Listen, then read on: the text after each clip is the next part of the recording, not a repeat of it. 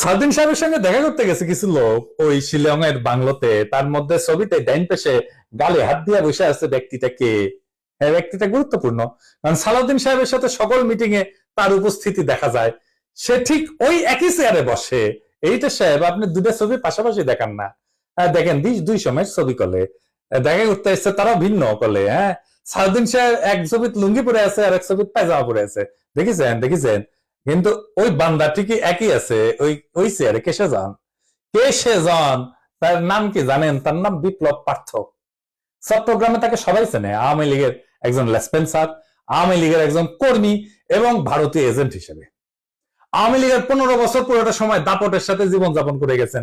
ছিলেন চট্টগ্রাম মহানগর আওয়ামী লীগের সাধারণ সম্পাদক আজম নাসির উদ্দিনের অন্যতম ডাইন হাত। আজম নাসিরের অনলাইনে একটা পোর্টাল ছিল, তার নাম ছিল জয় নিউজ। জয় নিউজের সাংবাদিক হিসেবে দীর্ঘদিন কাজ করেছিল এই বিপ্লব পার্থ, মার্শাল্লাহ। কিন্তু এইসব পরিচয়ের বাইরেও তার একটা বড় পরিচয় আছে। বিপ্লব পার্থর মূল পরিচয়, সে ইসকনের চট্টগ্রাম বিভাগের মিডিয়া সেলের সমন্বয়ক। হ্যাঁ, সমন্বয়ক না, সমন্বয়ক। হ্যাঁ, এটা আবার গৌরবে ফেসবুকে ঘোষণা দিয়ে প্রচার করেছিল সে।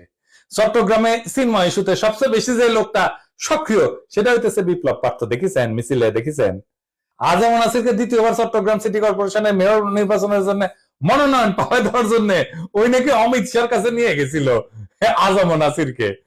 আওয়ামী লীগ সরকারের আমলে বিপ্লব নাকি 60 বারের বেশি ইন্ডিয়া সফর করেছে। গর্ব করে কইতো, সব জায়গায় প্রচার করতো। আর এই সমস্ত সফরের নাকি বেশিরভাগই ছিল সরকারি সফর।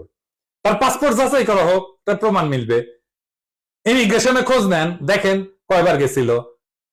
এটা পুলিশের কাজ, গোয়েন্দা সংস্থার কাজ। কেন একজন ব্যক্তি এতবার ভারত সফরে গেল, সেটা নিশ্চয়ই কারণ আছে। অনুসন্ধান করে এই রহস্য উদ্ধার করা হোক। এতদিন আওয়ামী লীগ হইলেও, এত সাজলেও আওয়ামী লীগ সাজলো, 5ই আগস্টের পর হঠাৎ করে রূপ বদল করে বিএনপি হয়ে গেছে। সব প্রোগ্রামে যায় বিএনপি। একসময় সাংবাদিকতা করলে এখন পুরোপুরি বেকার করে, কাজ করে না। তো শোনা যায় আর কি যে ওক নাকি রয় ঢুকাইছে বিএনপির মধ্যে, এবং বিএনপির সমস্ত তথ্য ভারতে পাচার করার জন্য। এমন একজন বিতর্কিত সেন্সিটিভ লোক ফ্যাসিবাদী সরকারের সময় কয়েকবার দেখা করছে সালাউদ্দিন সাহেবের সাথে। কি কারণে? সালাউদ্দিন সাহেবকে তো কইতে হবে কেন সে সব মিটিং এ থাকে।